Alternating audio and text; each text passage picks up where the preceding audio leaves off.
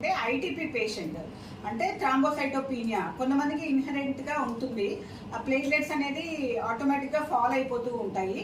తను బిగినింగ్ నా దగ్గరకు వచ్చినప్పుడు ప్రెగ్నెన్సీ స్టార్ట్ అయినప్పుడు వచ్చింది. Total count 35,000. తనకి బాడీ అంతా ప్లేట్లెట్స్ అన్ని పర్క్యులర్ ర్యాష్ లాగా అయిపోయింది. చేస్తుంటే కూడా బ్లీడింగ్ ఆగలేదు. కానీ విత్ డిఫికల్టీ మేము మేనేజ్ చేసి మంచి బేబీని ఇచ్చాము. బేబీ డెలివరీ అప్పుడు 1.7 kgs. నౌ ఈ బేబీ ఇప్పుడు 12 months. సో హ్యాపీగా ఇద్దరు హెల్తీగా హ్యాపీగా ఉన్నారు. 9,000.